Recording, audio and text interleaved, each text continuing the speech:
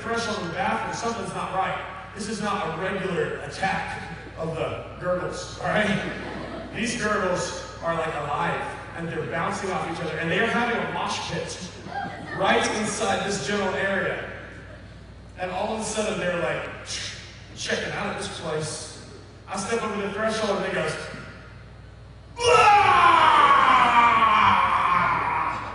and I was like, who did that? And I'm like looking at it like, this is terrible. There's vomit everywhere. I'm trying to get to the toilet. I'm going around it. I'm like stepping in it. I'm just moving around. I'm like, this is disgusting. I dropped to my knees in the toilet. Now, let me tell you, I'm the kind of person, when I go into a toilet, like I don't go into a toilet. That would be weird. No, but when I go to a public bathroom, I take the toilet paper off one square at a time. I'm like, ew, ew, ew, ew, ew. No way. I'll wait till I get home. And here I am, up close and personal, making out with a porcelain bowl. It's like, how's it go? I'm naked. And it's going all over the place. Most of it's getting in the bowl, and I'm like, this is really strange. I love Elvis, but I don't want to die like him. And I'm completely sweaty. I'm drenched in sweat. And like, it's like my pajamas are, I wear pajamas. I'm a man and I wear pajamas. At the time I was a college student, I wore pajamas, and they were Spider-Man, and they shall ever be. All right, so anyway, so I'm like holding onto this in my Spider-Man pajamas, and I'm vomiting all over the place. I'm like, I wish I had footage. They don't make it this long. I'd be sticking right out the end. Or maybe one of those trap doors in the back. This was made it easier a little bit later, I'll tell you why. Anyway, so I'm going crazy on this thing, and my knees are bouncing on the tile floor, and they're starting to hurt. As a matter of fact, I forgot how much they hurt, and I told this story last week to another group of middle schoolers, and I had bruises on my knees for a while, and I just realized as I was bouncing around, they're still there, all right? And so I'm like, what is happening here? How in the world am I going to get out of this? I'm going to pass out, I'm going to dehydrate, and no way I'm going to survive this. Burning love. Here's a chunk of burning love. And out it comes, and all of a sudden I pull in just one breath. I got to get this word out. I got to cough for my woman. She's got to help me. She's got to call 911. She's got to bring somebody in here to vomit patrol, whatever it is. And I'm like, again, I go, Gabby! Meanwhile, my wife, who's my girlfriend at the time, is sleeping in another room with one of her friends. And she's just laying there. She's just like, I mean, you gotta hear, and then you hear your name. What's your name, dude? What? Blake? You hear, Blake! And you're, Blake? That's me. So she goes right back to sleep. And all of a sudden she hears it again. Hey! And yells from the other room.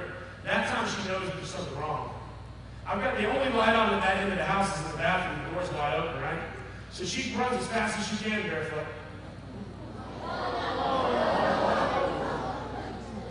You got a problem with my wife's feet? Do you? Okay, look. I didn't tell you about her corns. I'm just kidding. She didn't have any corns. I ate them. I'm just kidding. That's terrible. That would be terrible. Have you ever noticed, by the way, since we're talking about the bathroom, how it doesn't matter how good you chew up corn, you can even have cream corn. It will reconstitute itself and come back out the same way that it was when God made it. Okay, we won't go there. I'm sorry. Okay, anyways.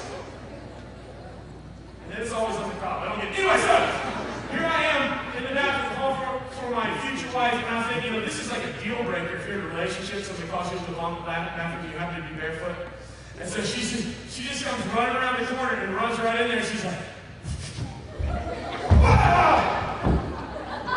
right in the vomit, all up and down this general area. And I don't even have time to apologize or anything. I don't even notice really, except that there's a foot like right beside my leg. I've got vomit all over me too, and I'm just like, bah! Her reaction was this. What? No, she didn't do that. That's always funny when people do that. She stood up. She started to get towels. She got some paper towels. She started to clean it all up. And then when she was done cleaning it up and handed me some tissues to wipe off my mouth, she starts like rubbing my back. And I'm about to say thank you to her. I'm getting breath in. I didn't vomit on her.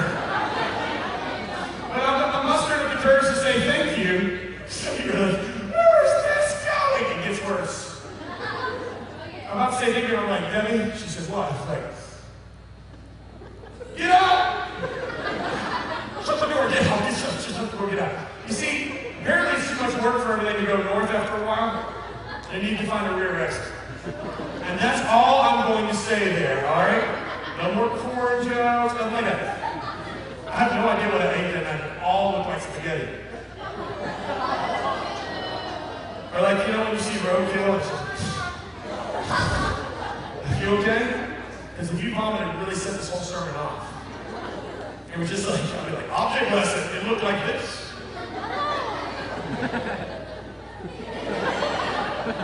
It's raining corn. All right, so.